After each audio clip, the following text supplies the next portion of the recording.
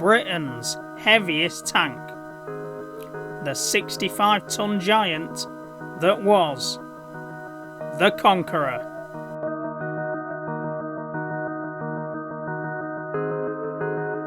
The appearance of the Soviet Josif Stirling 3 heavy tank with its powerful 122mm 4.8-inch main gun and thick armour established the need for heavier British main battle tanks. In 1946, it was therefore decided to produce a completely new range of tanks based on the FV214 universal tank, of which the FV201 was the basic gun tank.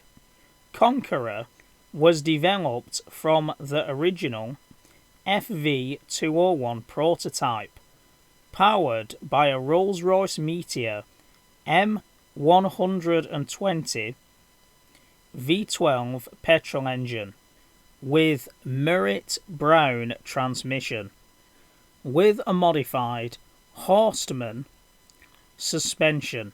Its main armament, the 120mm / 4.72-inch rifled L1 gun, mounted in a well-shaped turret, was derived from an American tank gun, which in turn was derived from an anti-aircraft gun. The Conqueror was the first British tank in which the shell case and projectile were separated.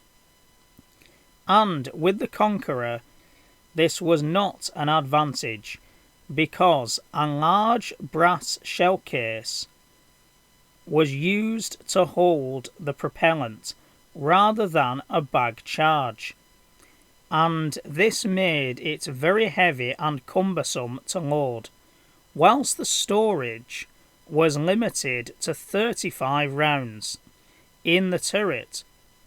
Throughout its career, the Conqueror was plagued by various electronic and mechanical malfunctions, and whilst necessary to combat the threat of the Soviet heavy tanks, it proved difficult and cumbersome to use and was generally unpopular with crews. Conqueror stats: entered service 1956, crew 4, weight 65 tons, that's more than the Tiger 1.